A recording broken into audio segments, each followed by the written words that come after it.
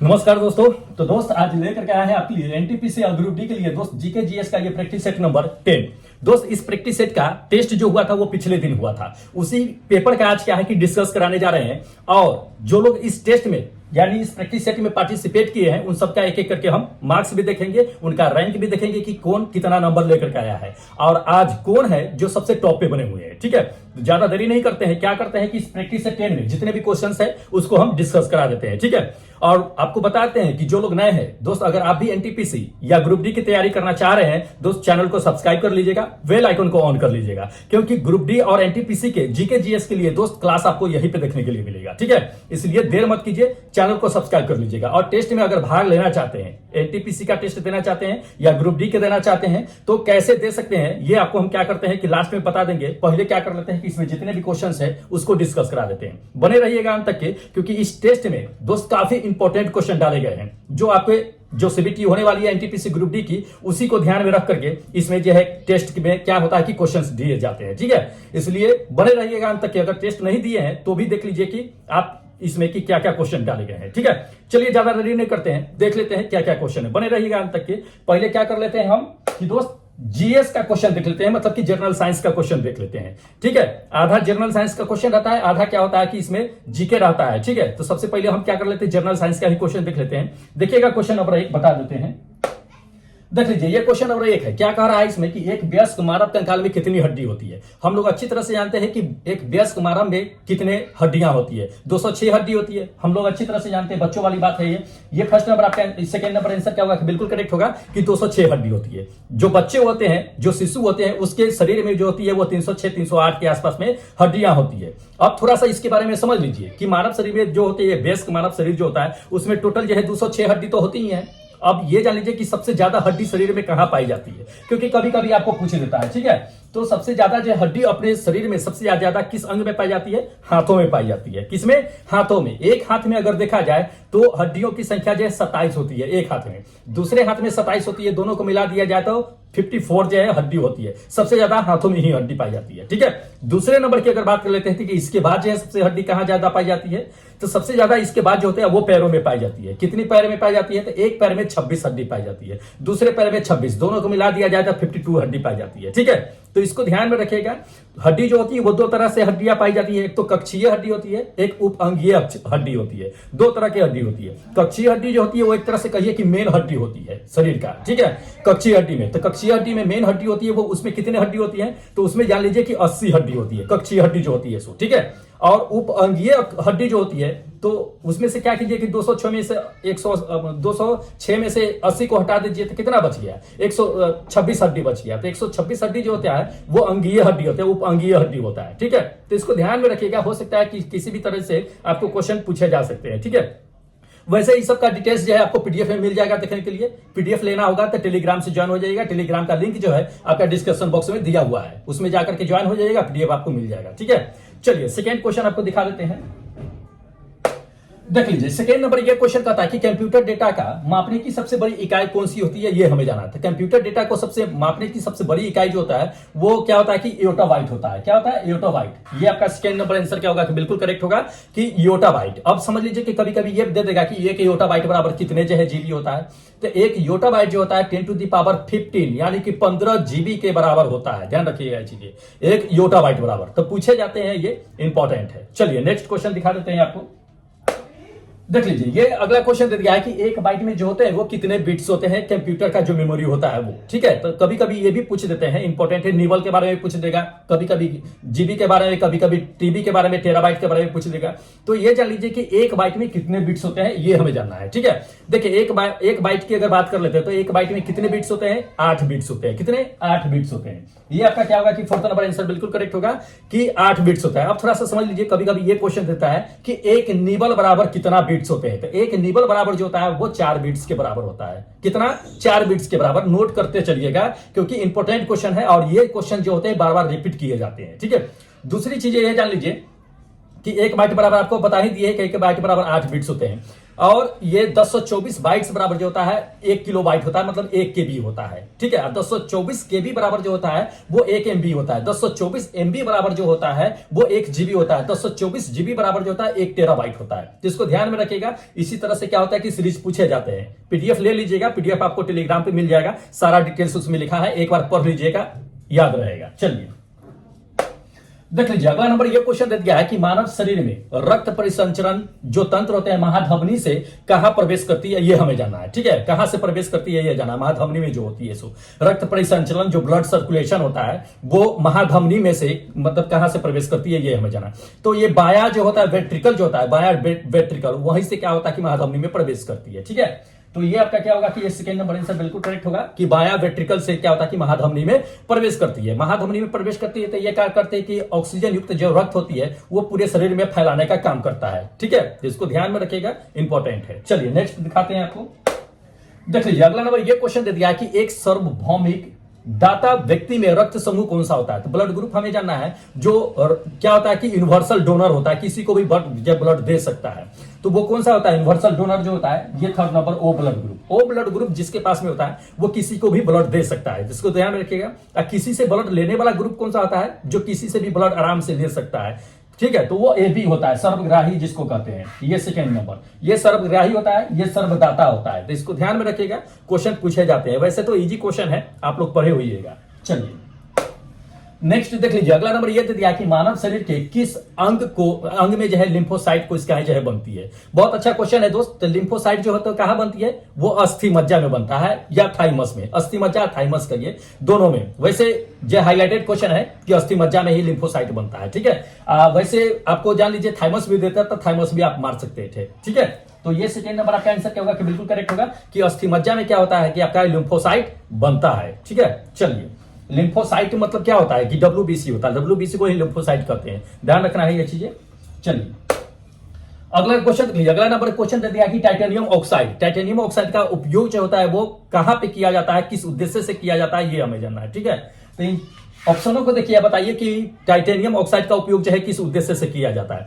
देखिए टाइटेनियम का ऑक्साइड का उपयोग जो है बहुत जगह किया जाता है, एक ही जगह नहीं किया जाता है, बहुत उसका जो है डिमांड है टाइटेनियम ऑक्साइड का। कहां कहां किया जाता है ये जान लीजिए, ऑप्शन में देख लेते हैं। तो ऑप्शन में देख लीजिए, डेटा संग्रह के लिए मतलब डाटा कलेक्शन के लिए भी इसका इस्तेमाल करते हैं। दूसरी number face powder. Face powder आप जानते हो ये जो महिलाएं लोग लगाती हैं, चाहे पुरुष भी लगाते हैं, मेल के लिए भी पाउडर आता है, फीमेल के लिए भी पाउडर आता है, क्रीम भी आता है, वो सभी में क्या होता है कि टाइटेनियम ऑक्साइड का जो है इस्तेमाल किया जाता है। ठीक है, तीसरी चीज ये जान लीजिए कि सफेद पेंट में भी किया जाता है। सफेद पेंट देखते होइएगा, उसमें भी क्या होता है कि टाइटेनियम ऑक्साइड का उपयोग किया जाता है। ठीक है, इसको ध्यान में रखेगा। रबर में भी किया जाता है, इसके अलावा प्लास्टिक में भी किया जाता है, चमड़ा जो होती है उद्योग उसमें भी किया जाता है, कोटिंग वोटिंग जो होता है पेंट वाले कोटिंग के लिए उसमें भी जो है टाइटेनियम ऑक्साइड का इस्तेमाल किया जाता है। तो ये सभी में किया जाता है। अगर देख लिया जाए चारों ऑप्शन में से, तो ये फोर्थ नंबर आपका आंसर क्या होगा, बिल्कुल करेक्ट होगा कि उपयुक्त में सभी में किया जाता है। ठीक है, चलिए नेक्स्ट देख लीजिए, सोना और दे दिया है कि प्लाटिनम। सोना और प्लाटिनम का जो आभूषण बनाता है जोहरी, तो उसमें जो है किस धातु का उपयोग कर देता है उसको भारी बनाने के लिए, ये हमें जानना है।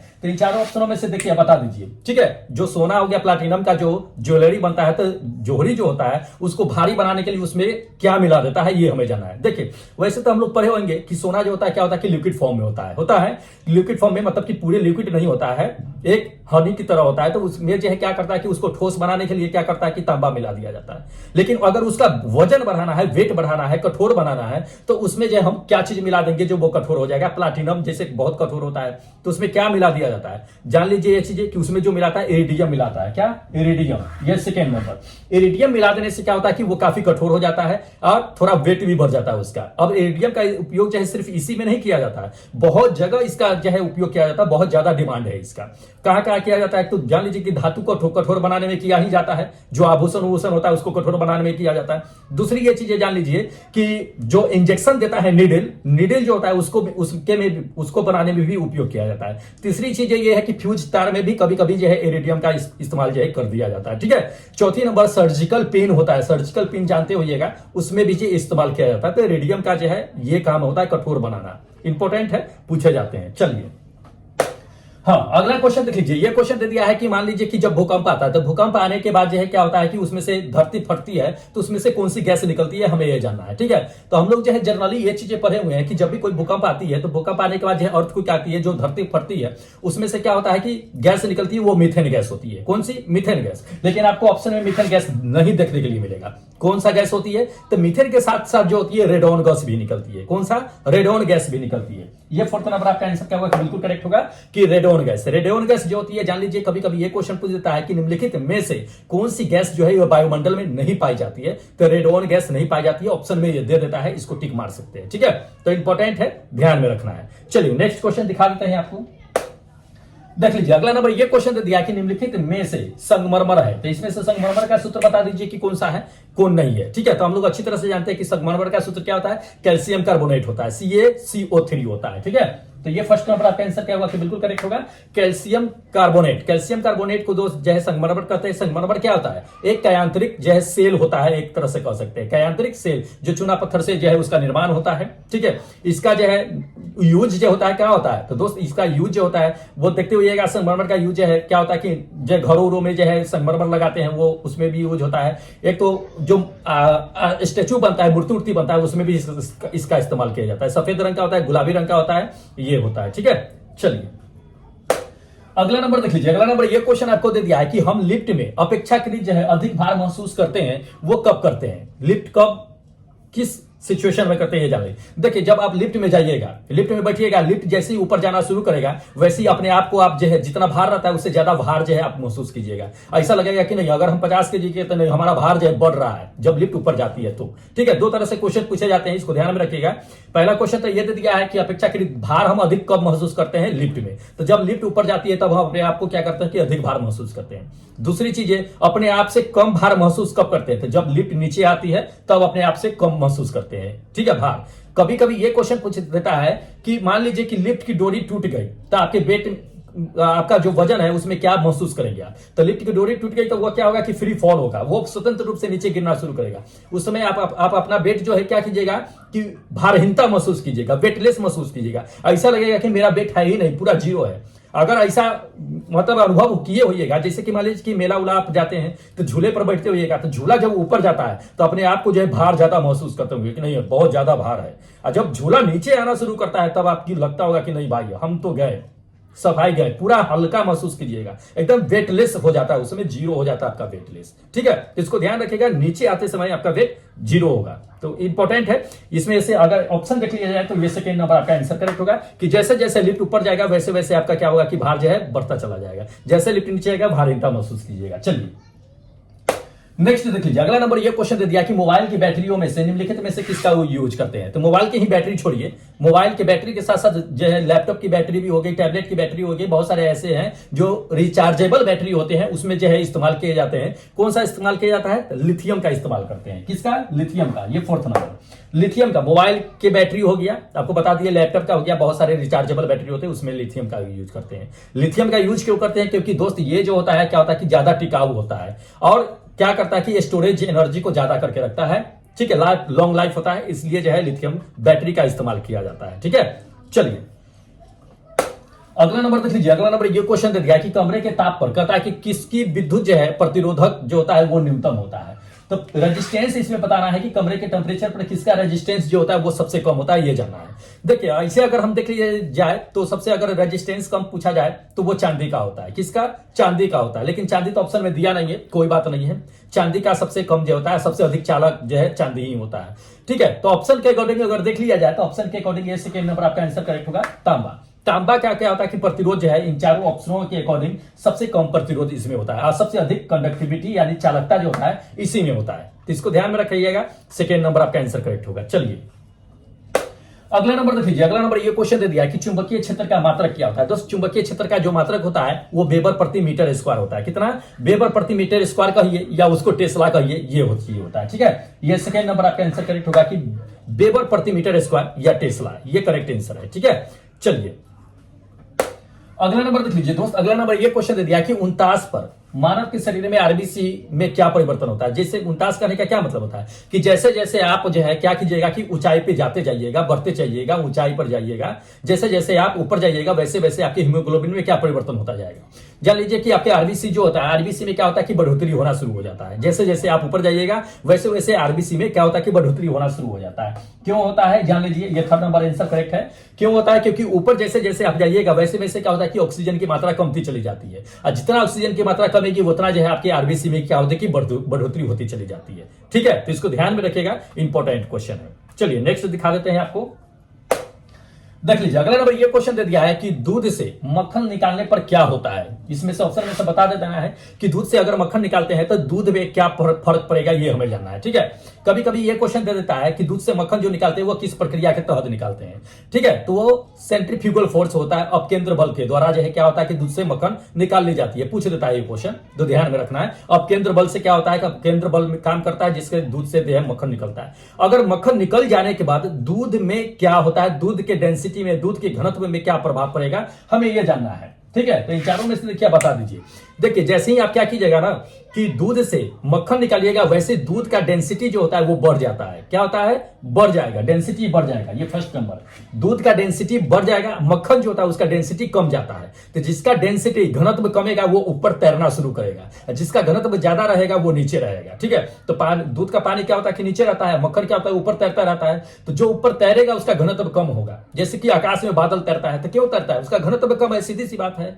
तो घनत्व कम है तो दूध के मक्खन का क्या होता है, घनत्व कम होता है इसलिए तैरता है। मक्खन की बातें करता है तो उसका घनत्व कम जाता है, दूध की जो घनत्व होती है वो बढ़ जाती है। इसलिए ये आपका क्या होगा कि फर्स्ट नंबर आंसर करेक्ट होगा कि दूध का घनत्व जो होता है वो बढ़ जाता है। ठीक है, चलिए अगला नंबर देख लीजिए। अगला नंबर ये क्वेश्चन दे दिया कि टोबैको जो है मोजेक कर दिया है कि वायरस का संबंध किससे। तो यह एक तरह का वायरस ही है, यह विषाणु से संबंध रखता है। ठीक है, ये कहां पे होता है जान लीजिए, तंबाकू वाले पौधे में ये वायरस फैलता है ज्यादातर करके। अब सिर्फ तंबाकू वाले के बात नहीं कर रहे हैं हम आपको कि तंबाकू में ही सिर्फ जो है टोबैको मोजेक फैलता है, ऐसा नहीं। जैसे कि मिर्च हो गया, बैगन का पेरूर हो गया, ठीक है, तो इस सभी में क्या होता है ना कि ये टोबैको मोजेक जो है वायरस फैलता है। इससे फैलने से क्या होता है थोड़ा सा ये जान लीजिए कि ये सबसे ज्यादा क्या करता है कि पत्तियों को इफेक्ट करता है। जैसे तंबाकू के पत्ता हो गया तो उसको पत्तों को सबसे ज्यादा इफेक्ट करता है। इफेक्ट करने से क्या होता है तो उसमें जो क्लोरोप्लास्ट होता है, क्लोरोफिल जो होता है उसको पूरी तरह से नष्ट कर देता है ये वायरस जो होता है सो। ठीक है, और जब क्लोरोफिल या क्लोरोप्लास्ट नष्ट हो जाता है तब उसका कलर क्या होता है, डिस्कलर हो जाता है। तब वो हरा नहीं रहेगा, तब इसको क्या करता है कि पीला कलर हो जाता है या व्हाइट कलर का हो जाता है। ठीक है, इसको ध्यान में रखिएगा, पूछे जाते हैं ये सवाल, इंपॉर्टेंट है। चलिए नेक्स्ट क्वेश्चन आपको दिखा देते हैं, देखिएगा। देखिए क्रिस्टल की संरचना है, क्रिस्टल की संरचना जानने के लिए हम इसमें से किसका उपयोग करते हैं ये हमें जानना है। जैसे क्रिस्टल होता है उसकी संरचना पर अगर स्टडी करना है तो स्टडी करने के लिए इसमें से किस रे का यूज करेंगे हमें यह जानना है। देखिए इसमें जो करते हैं एक्सरे का करते हैं, किसका करते हैं, एक्सरे रे का यूज करते हैं। ये सेकंड नंबर आपका आंसर करेक्ट होगा कि एक्सरे रे जो होता है इसका यूज होता है जो भी ठोस वस्तुएं होती है उसकी संरचना किस तरह की है नहीं है उसकी स्टडी करने के लिए इस एक्सरे का यूज किया जाता है। ठीक है, अब जान लीजिए ये चीजें कि एक्सरे का आखिर यूज ही हम क्यों करते हैं। इसलिए करते हैं कि इसका वेवलेंथ जो होता है, तरंगदैर्घ्य जो होता है वो जान लीजिए कि 0.01 नैनोमीटर से लेकर के 10 नैनोमीटर के आसपास में होती है। अब फ्रीक्वेंसी जो होती है इसकी दोस्त वो 30 पी हर्ज से लेकर के 30 ई जेड हर्ज तक के होती है। ई हर्ज तक की होती है, 30 ई हर्ज कहते हैं।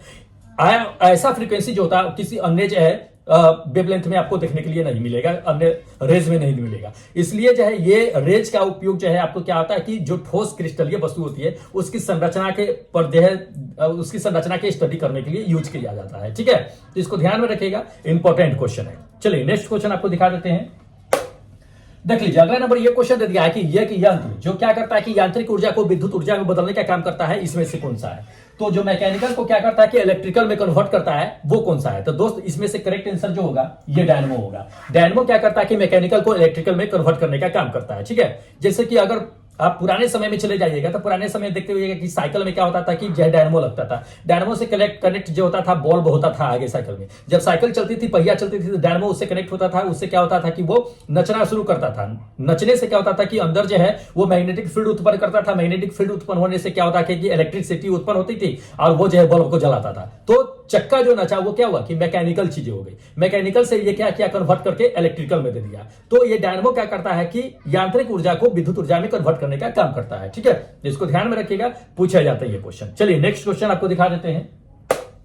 देखिए निम्नलिखित में से कथा कौन जो है सुमेलित नहीं है, मतलब मिलान किया हुआ है वो बिल्कुल सही नहीं है, ये हमें जानना है। ठीक है, तो इन चारों ऑप्शनों को देखिए, बताइए कि इसमें से चारों में से कौन जो है वो सही मिलान नहीं किया गया है। चलिए ऑप्शन देख लेते हैं एक बार। ऑप्शन नंबर देख लीजिए, ऑप्शन नंबर पहले दे दिया आपको क्या कि 1 किलोमीटर बराबर जो होता है वो 10 टू द पावर जो है 3 मीटर के बराबर, 10 टू द पावर 3 कहने का मतलब क्या, 1000 मीटर। तो ये तो सही है कि 1000 मीटर बराबर 1 किलोमीटर होता है, ये बिल्कुल सही है। दूसरा नंबर देख लीजिए, दूसरा नंबर आपको दे दिया है, क्या दे दिया है कि दोस्त दे दिया गीगा मीटर। 1 गीगा मीटर बराबर कहता है कि 10 टू द पावर जो है 9 मीटर, ये भी सही है। फिर तीसरा नंबर आपको दे दिया है कि 1 मेगा मीटर बराबर जो है 10 टू द पावर जो है 6 मीटर दिया, ये भी सही है। ठीक है, चौथा आपको गलत होगा। चौथा नंबर दे दिया है आपको कि 1 माइक्रोमीटर बराबर जो है 10 टू द पावर -3 मीटर है, ये गलत है। 1 माइक्रोमीटर बराबर जो है 10 टू द पावर -3 मीटर नहीं होता है, 10 टू द पावर -6 मीटर होता है।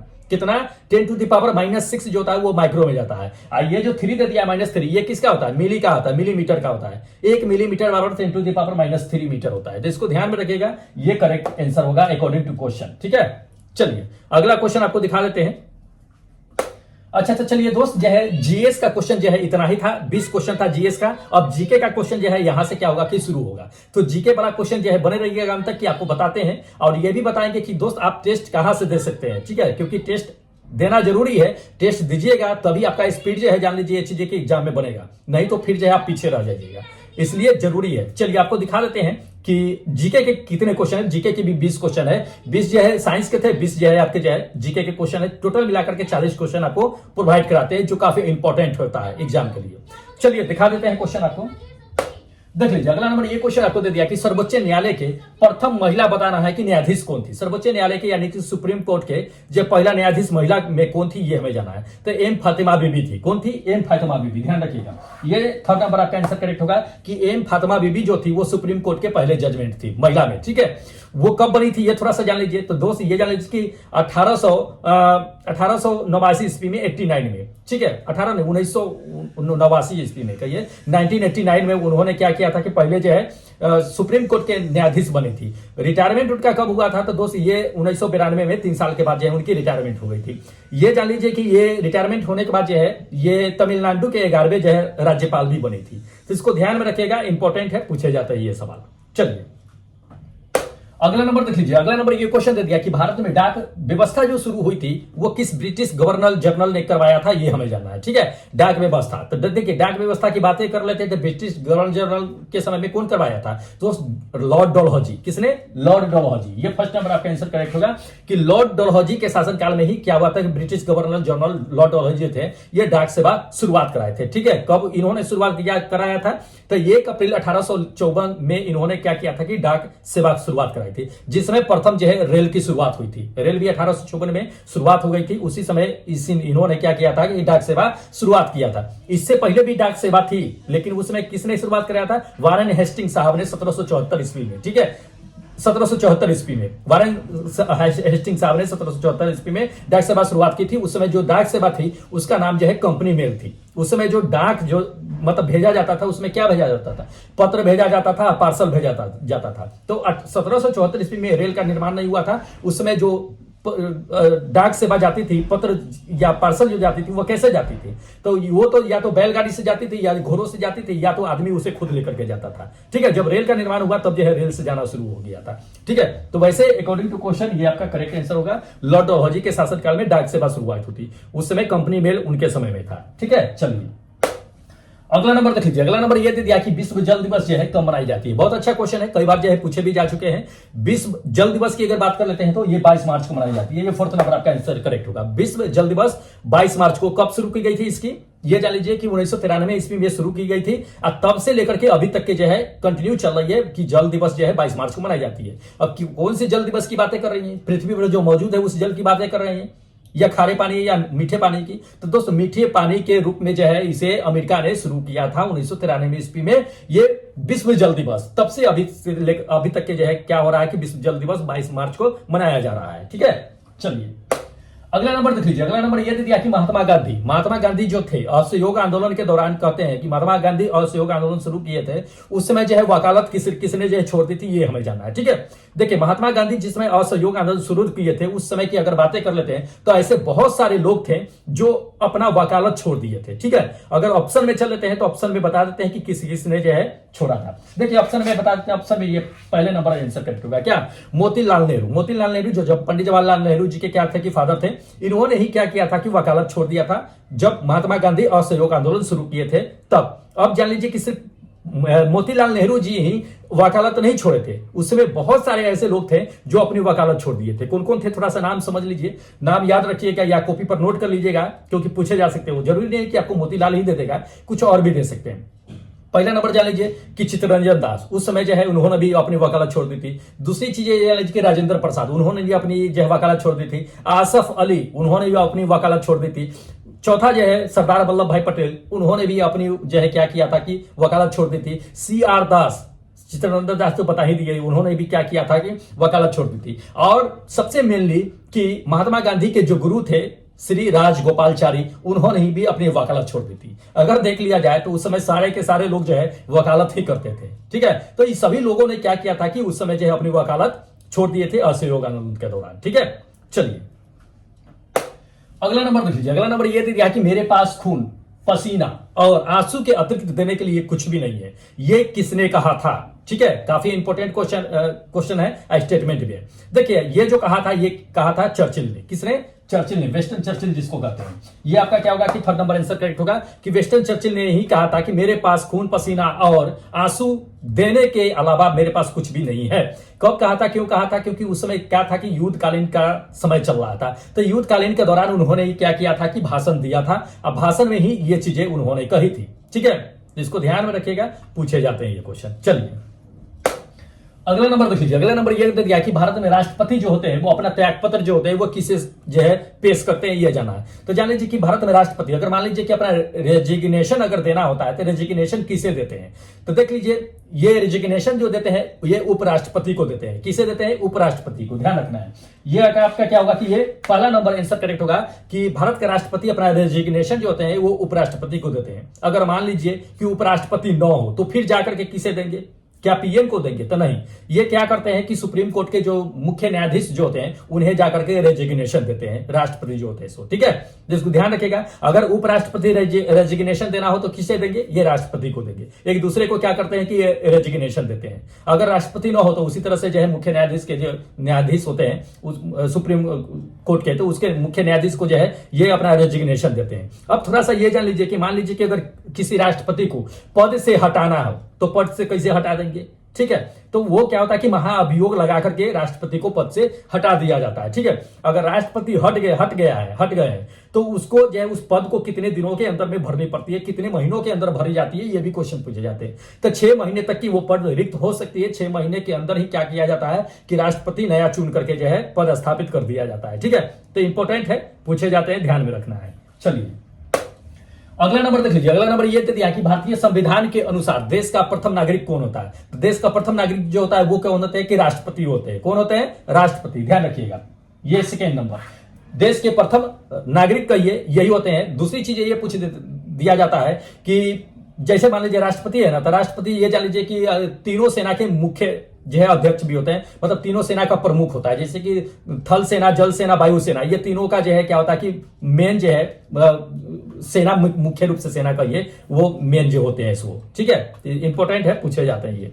चलिए अगला नंबर देख लीजिए। अगला नंबर ये क्वेश्चन दे दिया कि निम्नलिखित में से कौन जो है मिश्रित देश में अर्थव्यवस्था है। तो इन चारों में से देख लीजिए, बता दीजिए कि मिश्रित अर्थव्यवस्था जो है वो किस देश में है। ठीक है, देखिए ऑप्शन के अकॉर्डिंग अगर चले तो ऑप्शन के अकॉर्डिंग जो है आपको ये भारत में क्या है कि मिश्रित अर्थव्यवस्था है। ठीक है, मिक्स इकोनॉमिक जो होता है ये भारत में है। अब भारत में ही सिर्फ नहीं है, पूरे अगर वर्ल्ड की अगर बातें कर लेते हैं तो सिर्फ भारत में आपको मिश्रित अर्थव्यवस्था देखने के लिए नहीं मिलेगा। इसके अलावा बहुत सारे ऐसे कंट्री हैं जिसमें मिश्रित अर्थव्यवस्था चलती है। आखिर वो कौन कौन से है, चलिए 2-4 के नाम जो है टॉप लिस्ट में है उसको हम आपको बता देते हैं। पहली नंबर तो ये भारत है, दूसरी नंबर जान लीजिए कि अमेरिका है, तीसरी नंबर जो है फ्रांस है, चौथा नंबर ग्रेट ब्रिटेन है। ऐसे बहुत सारे देश हैं, लेकिन 4-5 के नाम बता दिए आपको, इसको याद रखिएगा क्योंकि पूछे जाते हैं। ठीक है, चलिए नेक्स्ट क्वेश्चन आपको दिखा देते हैं।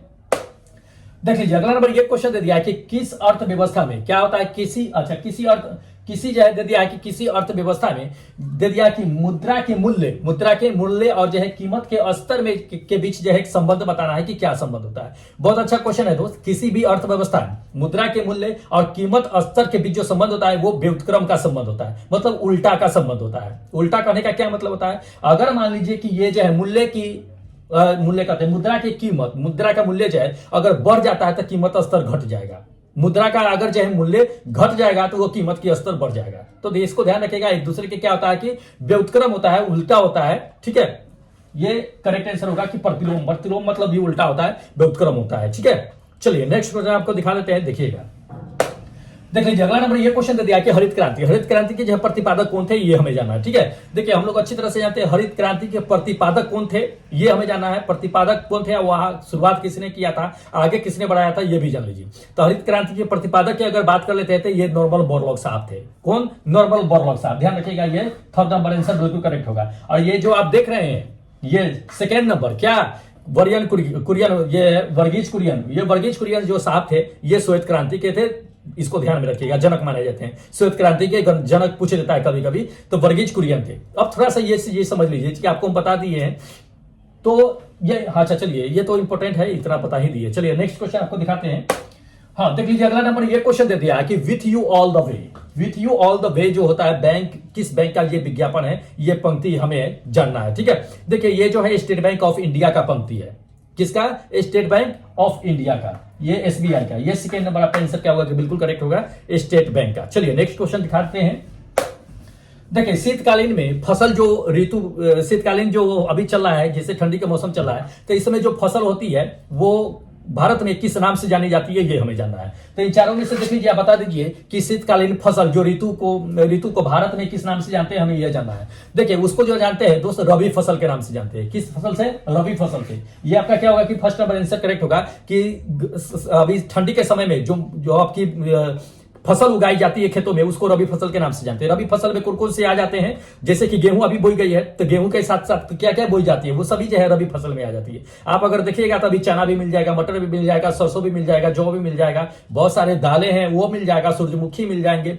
ये सभी क्या होता है कि रबी फसल के अंतर्गत में आती है।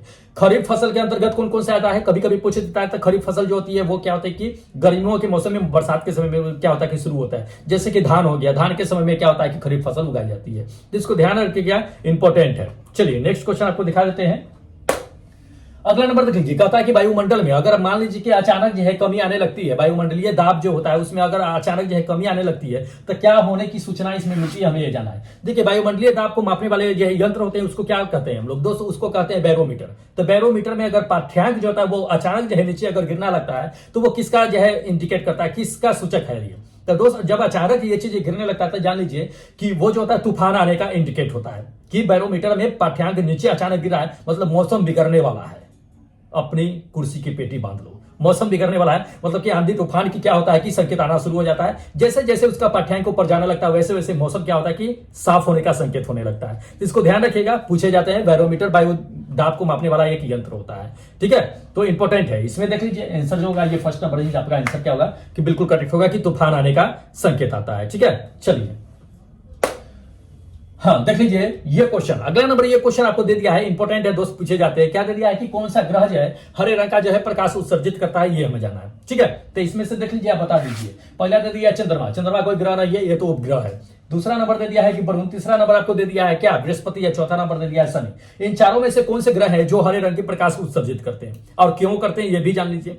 देखिए आपको करेक्ट आंसर बताते हैं कि वरुण, ये सेकंड नंबर आपका आंसर क्या होगा कि बिल्कुल करेक्ट होगा वरुण को दोस्त क्या कहते हैं हम लोग, यूरेनस के ग्रह के नाम से जानते हैं। तो यूरेनस कहिए या वरुण कहिए, ठीक है, ये क्या करता है ना कि हरे रंग का प्रकाश जो उत्सर्जित करता है। अब क्यों करता है थोड़ा सा ये जान लीजिए। ये वरुण है, ये यूरेनस है, ये हरे रंग का प्रकाश क्यों उत्सर्जित करता है, क्योंकि दोस्त जान लीजिए कि इसमें जो होता है ये क्या होता है कि मीथेन गैस की मात्रा सबसे अधिक होती है। मीथेन गैस की वजह से क्या करता है कि हरे रंग की प्रकाश को उत्सर्जित करता है। ठीक है, अब ये जान लीजिए कि ये यूरेनस जो होता है इसके घूमने की जो होती है, ये घूमता जो है ये बिल्कुल उल्टा घूमता है। जैसे पृथ्वी है उत्तर से दक्षिण की ओर मूव करती है, तो इसमें धरती पर क्या होता है कि सूरज जो है आपको क्या होता है कि पूरब से पश्चिम दिखाई देती है। लेकिन अगर यहां पे चले जाइएगा यूरेनस पे, तो यूरेनस की रोटेशन जो होती है ये अपोजिट होती है, पृथ्वी का अपोजिट होती है। ये उल्टा मूव करता है, ये दक्षिण से उत्तर की ओर मूव करता है। यहाँ पे जो आपको सूरज देखने के लिए मिलेगा दोस्त, ये पश्चिम में उगता हुआ सूरज आपको दिखेगा। सिर्फ इसी ग्रह की बातें नहीं कर रहे हैं, इस ग्रह की बातें नहीं कर रहे हैं, इसकी भी बातें कर रहे हैं। किसकी दोस्त? शुक्र ग्रह की। शुक्र ग्रह पे भी क्या होता है कि आपको जान लीजिए कि सूरज जो होता है वो पश्चिम से उगता है, क्योंकि इसका भी रोटेशन अपोजिट होता है। ठीक है, तो ऐसे दो ग्रह है जिसका रोटेशन क्या होता है कि अपोजिट होता है। ये दोनों ग्रह पे सूरज जो होता है वो पश्चिम से उगते हैं। ठीक है, तो इसको ध्यान में रखना है, इंपॉर्टेंट है, पूछे जाते हैं। वैसे शुक्र ग्रह को भोर का तारा भी कहा जाता है, पता है ना, तो इंपॉर्टेंट है, सब ध्यान में रखना है। चलिए नेक्स्ट क्वेश्चन आपको देख लीजिए। नेक्स्ट क्वेश्चन दे दिया है कि विधवा पुनर्विवाह कानून कब आया था, हमें यह जानना है। देखिए इंपॉर्टेंट है, विधवा पुनर्विवाह। विधवा पुनर्विवाह करने का क्या मतलब है कि पहले के समय में मान लीजिए कि किसी का पति अगर डेथ कर जाते थे तो क्या होता था कि वो महिला जो थी वो आजीवन तक जो है शादी नहीं करती थी। ठीक है, आजीवन तक शादी नहीं करती थी, जो एक कानून के तहत ये क्या था कि गलत था कि नहीं चलो ठीक है, अगर उसके पति अगर डेथ कर गए, अगर महिला की इच्छा है तो उसकी शादी कराई जा सकती है, दूसरी शादी। तो उसी के तहत यह क्या हुआ था कि एक कानून आया था। वो कानून कब आया था विधवा पुनर्विवाह का, ये हमें जानना है। देखिए विधवा पुनर्विवाह की अगर बात कर लेते हैं तो ये 1856 में आया था। कब आया था? 1856 में। ये आपका सेकेंड नंबर आंसर करेक्ट होगा। अब ये जान लीजिए कि विधवा पुनर्विवाह का जो है ये कानून जो आया था कब पारित हुआ था? 1856 ईस्वी में हुआ था। ये ईस्ट इंडिया कंपनी के शासनकाल में ही आया था। ठीक है, तो ये चीजें है इंपॉर्टेंट है, पूछे जाते हैं। किसने लाया था ये जान लीजिए, क्योंकि कभी कभी पूछ देता है कि विधवा पुनर्विवाह का जो है क्या है कि कानून जो है किसने लाया था। तो ये जो पारित किया था ये किया था लॉर्ड कैनिंग साहब ने। किसने? लॉर्ड कैनिंग साहब ने क्या किया था कि इस कानून को जो है पारित किया था। तब से लेकर के भारत में अभी तक के जो है इसको लीगल माना जाता है। ठीक है, लेकिन सबसे पहले जो है जान लीजिए कि इसको इस नियम को जो है तैयार किसने किया था? लॉर्ड डलहौजी साहब ने। लेकिन उस समय जो है चला नहीं था। इसके बाद जो है आपका लॉर्ड कैनिंग साहब आए थे, उसको जो है पारित कर दिया कि नहीं चलो ठीक है विधवा पुनर्विवाह होनी चाहिए। यह गलत है कि किसी को जो है शादी करने की इच्छा हो लेकिन उसको शादी ना हो, तो यह गलत है। ठीक है, देख लीजिए अगला नंबर ये क्वेश्चन दे दिया है कि गायत्री मंत्र की रचना जो है किसने की थी। दोस्त गायत्री मंत्र की रचना जो है किसने किया था? विश्वामित्र साहब ने। किसने? विश्वामित्र ने।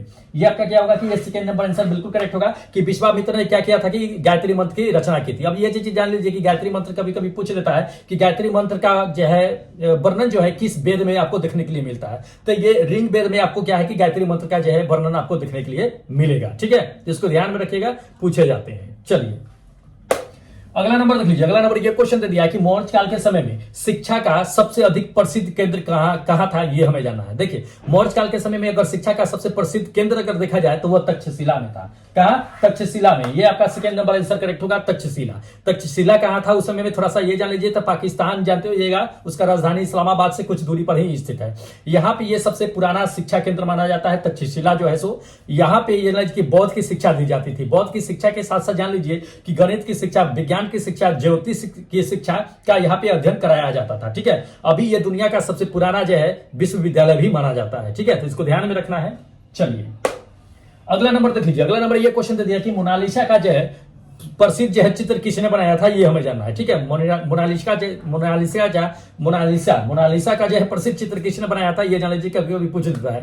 तो लियोनार्डो दा विंसी ने बनाया था। किसने? Leonardo da Vinci. ये सेकंड नंबर आपका आंसर करेक्ट होगा। मोनालिसा का फोटो आप जानते होइएगा, इंपॉर्टेंट है, पूछे जाते हैं ये चीजें। चलिए अगला नंबर देख लीजिए। अगला नंबर ये क्वेश्चन दे दिया कि सर्वोच्च न्यायालय के न्यायाधीश की सेवानिवृत्ति की आयु कितनी होती है। मतलब सर्वोच्च न्यायालय यानी कि सुप्रीम कोर्ट के जज जो होते हैं सो उनकी रिटायरमेंट की जो है वो एज कितनी होती है, ये हमें जानना है। देखिए अगर देख लिया जाए तो सुप्रीम कोर्ट हो या चाहे हाई कोर्ट हो, ठीक है, उस सभी के जजों के क्यों आते हैं कि रिटायरमेंट की कोई एज लिमिट नहीं होती है। लेकिन एक जो है क्या है कि संविधान में एक अनुच्छेद है, उसी के तहत उनको क्या होता है कि रिटायरमेंट होती है। नहीं तो उसकी रिटायरमेंट जो है कोई एज फिक्स नहीं होती है कि उनकी रिटायरमेंट कब होगी। जान लीजिए, तो सुप्रीम कोर्ट की भी बता देते हैं आपको और हाई कोर्ट की भी बता देते हैं कि जज की कितनी सेवानिवृत्ति मतलब कि रिटायरमेंट की एज होती है। अगर हम बात कर लेते हैं नीचे की हाई कोर्ट की अगर जज की बात कर लेते हैं तो ये 62 साल होती है। कितनी? 62 साल ये। लेकिन अगर हम बात कर लेते हैं सुप्रीम कोर्ट के जज की, तो सुप्रीम कोर्ट की जज की जो है ये क्या होती है कि रिटायरमेंट की जो एज होती है वो 65 होती है। ये फर्स्ट नंबर। ठीक है, 65 में उनको रिटायरमेंट मिल जाती है। वैसे कोई एज लिमिट नहीं होती है। ये किस अनुच्छेद के तहत जो है इसको रिटायरमेंट किया जाता है, कभी कभी पूछ देता है, तो 124 के 4 के तहत जो है क्या होता है कि अनुच्छेद आर्टिकल जो है 124 के 4 के अनुच्छेद के तहत क्या होता है कि इनका रिटायरमेंट होता है। नहीं तो इनकी रिटायरमेंट की कहीं भी जो है जिक्र नहीं है कि इनका रिटायरमेंट किया जाएगा इतने एज में, ठीक है, इसको ध्यान में रखिएगा। तो दोस्त इतने क्वेश्चन जो थे आपके क्या थे कि जीके के क्वेश्चन थे, तो 20 जीके के मैंने बता दिया, 20 जो है जीएस के बता दिए, 40 क्वेश्चन टोटल जो है टेस्ट में दिए गए थे। और इस टेस्ट में जितने भी लोगों ने पार्टिसिपेट किए हैं उन सभी का क्या करते हैं कि अब हम रैंक देखेंगे, मार्क्स देखेंगे किसने कितना नंबर लेकर के आया है। उससे पहले आपको बताते हैं कि दोस्त अगर आप भी एनटीपीसी या ग्रुप डी की तैयारी करना चाहते हैं तो आप भी टेस्ट में पार्टिसिपेट कर सकते हैं। कहां से पार्टिसिपेट करते हैं आपको दिखा देते हैं। इस एप्लीकेशन को डाउनलोड कर लीजिएगा ईआरसीबी सर के नाम से। दोस्त ये ईआरसीबी सर के नाम से ये प्ले स्टोर पे आपको क्या है कि अवेलेबल है ये एप्लीकेशन, ठीक है। तो इस एप्लीकेशन को क्या कीजिएगा कि डाउनलोड कर लीजिएगा। यहीं पे क्या होता है कि ग्रुप डी और एनटीपीसी का दोस्त टेस्ट चलाया जा रहा है और यहाँ पे आपको डिस्कशन देखने के लिए मिल रहा है, ठीक है। तो फटाफट जाइए, क्या कीजिए कि जाकर के इस एप्लीकेशन को डाउनलोड कीजिए, जाकर टेस्ट में पार्टिसिपेट कीजिए, क्योंकि आज भी 11वां नंबर टेस्ट जो है एक्टिव है। तो देर मत कीजिए, जाकर के टेस्ट दे दीजिए, ठीक है। अब चलिए कि क्या करता है कि जितने भी लोगों ने टेस्ट में पार्टिसिपेट किए हैं उनको हम एक एक करके सबका नाम ले लेते हैं कि कौन कितने नंबर पर लेकर के आए हैं, कौन जो है आज पहले नंबर पे है। देखिएगा, देख लीजिए, ये है आपका रैंक कार्ड है। आज जो नंबर 1 पे बने हुए हैं कौन है कि मुकेश सॉय, मुकेश साह साहब जो है ये नंबर 1 पे बने हुए हैं। कितने नंबर लेकर के आए हैं 31.02 मार्क्स से लेकर के हैं 40 में, बहुत अच्छा है दोस्त। दूसरे नंबर की अगर बात कर लेते हैं तो अंकज कुमार है। तीसरे नंबर की अगर बात कर लेते हैं तो मृत्युंजय कुमार है जो तीसरे नंबर पे है। चौथे नंबर की अगर बात कर लेते हैं तो ये भगवान कुमार भगवान है। 5वें नंबर की अगर बात कर लेते हैं तो ये सचिन चंद्रवंशी है जो क्या है कि 5वें नंबर पे है। 6ठे नंबर की अगर बात कर लेते हैं दोस्त तो ये नीतीश कुमार साहब है जो 6ठे नंबर पे है, बहुत अच्छा है। इसी तरह से पार्टिसिपेट किया कीजिए। चलिए 7वें नंबर की अगर बात कर लेते हैं तो नीलेश भाई है जो नीलेश यादव है जो आपके 7वें नंबर पे है। 8वें नंबर की अगर बात कर लेते हैं तो ये प्रिंस कुमार है। 9वें नंबर की अगर बात कर लेते हैं तो 9वें नंबर पे क्या है कि रत्नाकर भाई है जो क्या है कि 9वें नंबर पे है। चलिए 10वें नंबर की अगर बात कर लेते हैं 10वें नंबर पे देखिएगा कि लक्ष्मण कुमार है कानवेर करके जो 10वें नंबर पे। 11वें नंबर की अगर बात कर लेते हैं तो सुमित भाई है। 12वें नंबर पे देख लीजिएगा रामसेन है। 12वें नंबर पे रामसेन कुमार जो है 12वें नंबर पे है। चलिए 13वें नंबर की अगर बात कर लेते हैं दोस्त, 13वें नंबर पे कौन है आपका कि मंटू शर्मा है जो 13वें नंबर पे। 14वें नंबर की अगर बात कर लेते हैं तो कमलेश कुमार है। उसका 15वें नंबर की अगर बात कर लेते हैं तो ये मणिकांत भाई है जो 15वें नंबर पे है, ठीक है। 16वें नंबर की अगर बात कर लेते हैं ये सुजीत कुमार है जो 16वें नंबर पे है। 17वें नंबर की अगर बात कर लेते हैं तो ये बम भाई है। 18वें नंबर की अगर बात कर लेते हैं तो दोस्त ये श्वेता कुमारी जो 18वें नंबर पे बनी हुई है, बहुत अच्छा है श्वेता। इसी तरह से टेस्ट कंटिन्यू दिया कीजिए। चलिए उसके बाद 19वें नंबर पे है। 19वें नंबर पे क्या है कि मिथिलेश कुमार है। उसके बाद 20वें नंबर की अगर बात कर लेते हैं तो ये मोहन कुमार है। उसके बाद जो है 21वें नंबर पे अगर बात कर लेते हैं तो ये पवन है। पवन जो हनुमानगढ़ से है, बहुत समय से ये टेस्ट दे रहे हैं, ठीक है। 16वें नंबर की अगर बात कर लेते हैं तो 16वें करते हैं। 22वें नंबर की अगर बात कर लेते हैं तो ये चंदन कुमार है। उसके बाद 23वें नंबर की अगर बात कर लेते हैं तो सुशील पाल है। उसके बाद 24वें नंबर की अगर बात कर लेते हैं तो ये फरियाद अंसारी है जो 24वें नंबर पे है। चलिए उसके बाद देख लीजिएगा 25वें नंबर की। 25वें नंबर की अगर बात कर लेते हैं ये सुरवेंद्रा है। उसके बाद 26वें नंबर की अगर बात कर लेते हैं ये कमला कुमारी है। कमला कुमारी थोड़ा सा और मेहनत करने की जरूरत है, थोड़ा सा आप और मेहनत कीजिए, ठीक है।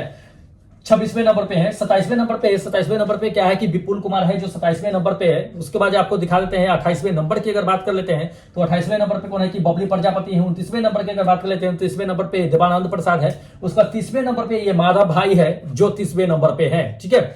चलिए 31वें नंबर की अगर बात कर लेते हैं तो ये विपुल कुमार। 31वें नंबर ना, 31वें नंबर पे विपुल कुमार नहीं है बल्कि आपको बताते हैं कि कौन है। हाँ चलिए 31वें नंबर पे आपका जो है ये बने हुए हैं कौन है कि राहुल मुंजे है। 32वें नंबर पे क्या है कि ये अपना विनय भाई जो यूपी से है, ठीक है। चलिए अब नॉन स्टॉप जो टेस्ट दिए हैं एनटीपीसी में उसको देख लीजिए कि एनटीपीसी वाले जो है नॉन स्टॉप जो टेस्ट दिए हैं उसको बता देते हैं। ये नॉन स्टॉप में है। अभी जो है ये 1 फरवरी से इसका टेस्ट जो है मेन रूप से चलेगा, लेकिन जो लोग जो है परचेज कर लिए हैं उनका आपको हम क्या करते कि बताते चल देते हैं, ठीक है। देखिए आपको जो है पहले नंबर पे अगर देख लेते हैं तो ये कुमुद है रंजन है जो पहले नंबर पे। दूसरे नंबर पे क्या है कि कमलेश भाई है। तीसरे नंबर की अगर बात कर लेते हैं तो ये जितेंद्रा है जो तीसरे नंबर पे है। चौथे नंबर पे कौन है कि विनय भाई जो यूपी से है, ठीक है। 4 लोग हैं अभी।